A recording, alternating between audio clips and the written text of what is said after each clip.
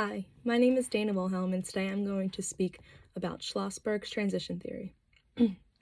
Schlossberg's transition theory was developed by Nancy K. Schlossberg in 1984. Schlossberg was a professor of counseling psychology at the University of Maryland. Her passion was to help people cope creatively with the ups and downs of life. Her theory is a widely recognized framework that focuses on how individuals navigate through life transitions. The theory provided insight into how an individual experience changes and the potential factors that influence their ability to cope and handle it. Some of the transitions mentioned include natural parts of life that can be expected or unexpected, like a graduation, promotion, sudden illness, job loss, etc. A transition is a process over time that has no endpoint and includes multiple phases that people move in and out through during their life. Schlossberg's transition theory identifies three types of transitions, which are anticipated transitions, unanticipated transitions, and non-normative transitions. Anticipated transitions are transitions that an individual can anticipate and prepare for, like retirement or moving. Unanticipated transitions are transitions that are sudden and unexpected, like a sudden job loss or death of a loved one. Non-normative transitions are transitions that do not typically follow a life course, like a serious illness or a disability. A transition may be perceived as moving in or moving out, moving into a new situation or circumstance, or moving out of a situation or circumstance. Once an individual has learned what their new situation is, they then move through their stage of transition. Individuals will try to balance and integrate the implications and demands of their new situation with the rest of their life. The transition theory can be applied to a wide variety of transitions an individual may experience, like career transitions, retirement, educational transitions, military, civilian transitions, and family transitions. All transitions in a person's life are complex, multidimensional, and personal in nature. All individuals will experience transitions differently based on their personal characteristics and situational factors. A systematic framework of Schlossberg's transition theory includes three stages: approaching transitions, potential coping resources, and assimilated change. Approaching transitions refers to events or non-events that result in change. Within this stage, you would obtain the type, context, and impact of the situation. In the approaching transition stage, you would find out if the situation is anticipated, not anticipated, a non-event, or an event that was expected but did not occur. The type of transition refers to how the individual understands the nature of the transition. It is important to gather an understanding of their own perspective of the situation. The context of the transition refers to the circumstances in which the transition is taking place and/or took place. It is important to ask if this was a recent change or not. The impact refers to the reaction of the individual about the transition or situation. Potential coping resources refers to the four S's: situation, support, strategies, and self. I will go into further detail about each of these in a little bit. The last stage is assimilated change. Assimilated change refers to individuals' behavior, perceptions, and thinking in regards to their new situation. The assimilated change involves using new resources to strengthen the client's responses to transitions. Schlossberg's transition theory includes four key factors that I mentioned earlier, like the 4S system. That system and those factors influence how people experience and cope with change. The 4S system includes the individual's situation, their personal resources or support, their coping strategies, and their own personal meaning they have attached to the transition. By exploring these with a client, it can offer the idea of how the client handles transitions and whether that transition is what they're going to go through or what they are expected to go through. The client's perception on what they're going through will greatly impact their view on their own resources and abilities. So to narrow it down, it's 1, situation, 2, support, 3, strategies, and 4, self. Now let's focus on each of the 4 S's, beginning with situation. Situation refers to the trigger for change. It includes characteristics of the situation. What is triggering? What is timing? Or was it the timing? A role change, an issue with control or the source, the duration, a previous experience, an issue with responsibility. Was this voluntary or involuntary?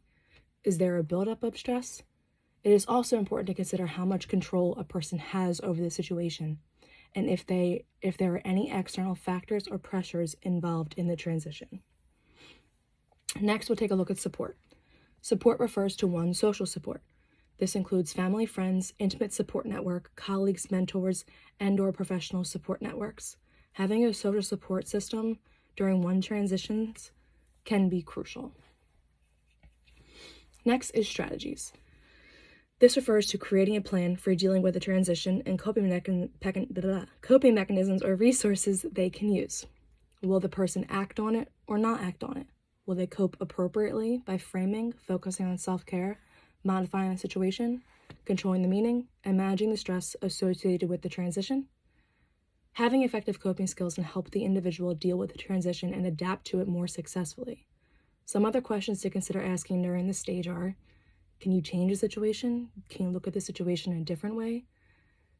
What can you do to take the stress out of the situation? Should you take action or should you wait to take action?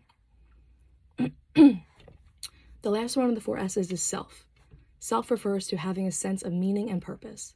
It is important to take a look at one's personality, resilience, confidence, and previous experiences. It is also important to know how a person perceives their strengths, weaknesses, and coping skills. Do they have a positive outlook? Are they spiritual? Are they caring for themselves? Age, gender, culture, and health are also key points to consider. The role of perception is one of the key concepts in Schlossberg's theory. The perception of one's transitions tend to matter more than the transition itself. A person may respond differently to similar situations based on their past experiences, beliefs, personality, and expectations.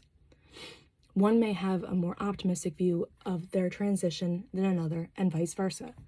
For example, one might view retirement as a positive experience, and one may view it as a negative experience or some sort of loss. This theory can be applied during a counseling or therapy session, within one's career development, education, or organizational change. In a counseling or therapy setting, the counselor or therapist can navigate a client's life transitions by evaluating the situation, their resources, support systems, and coping mechanisms. In a career development setting, the professional will assist individuals with their career transition, like changing jobs, retiring, or starting a whole new career path. In an educational setting, the professional will support students through their major life transitions. This may include the transition from high school to college, or the transition from college to the workforce. In an organizational setting, the professional will help employees cope with any organizational transitions. This may include changes in leadership, downsizing, and mergers. Now let's get into further detail on how you can successfully help a client using this theory. To appropriately assist someone using this transition, the professional should, number 1, review the client's career goals and their priorities.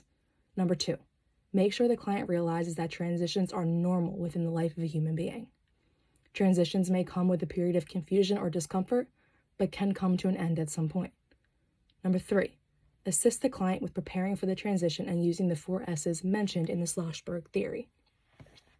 And number 4, remind the client to be kind to themselves and that they will get through this transition. Using unconditional positive regard with the client will not only benefit the therapeutic relationship between the client and the counselor, but will also encourage them to get through the transition the best way possible for them. Some tips for encouraging the client include the following. Number 1, encourage the client to acknowledge they're ending their last role. They can take time to celebrate their accomplishments, acknowledge their strengths, and consider those who may have supported them through the life's achievements. There will be an emotional impact no matter what. Number 2, encourage the client to identify ways to be successful in trust building. It is important for the client to pay attention to their social networks and social support system. They can dedicate time to maintaining their relationships, but also seek out new opportunities that may help build new relationships. Encourage the client to do their best and be open for others' input. Number 3, encourage the client to understand that their family and friends may also experience stress within the stages of transitions. As the client adjusts their new environment, their schedule, their responsibilities, or new role, it's important to be open and willing to listen to their concerns, as they can be as much of a change as this can be as much of a change for their inner circle as it is for their client. It is important for the client to understand that those in their inner circle may also need time to grieve as needed. Ask the client to identify any other stresses in their life that may be affecting them. It is important that the client recognizes that transitions will always occur throughout their life, no matter what. Some transitions can be exciting, while others may not be. Help the client understand the 3 stages of transition. Number 1, acknowledge the end of a previous position. Number 2, expect the in-between time while an individual is emotionally adapting to the changes. And number 3, move toward feeling connected and solidified with the change. Take time to address the transition and encourage the client to view this change as a new beginning to embrace. This theory has many strengths and limitations. Let's start with the strengths. The transition theory provides a comprehensive framework for understanding transitions, focusing on both individual and environmental factors. The focus on the individual's own perception and coping skills is helpful for understanding why some individuals adjust to change easier than others. It is a flexible model that can be applied in a wide variety of transitions, both professional and personal. Now let's get into some limitations this theory may have. This theory tends to oversimplify the complexities of some transitions. Also, it does not address the long-term effects of transitions. All in all, Schlossberg's transition theory offers important insights into how individuals respond and react to life's transitions and changes. It allows for the understanding of what can help them manage the changes more effectively and successfully. It emphasizes that transitions are individual and dynamic, the importance of social support systems, personal resources, and effective coping mechanisms. Thank you for listening to my presentation on Schlossberg's transition theory. Bye for now.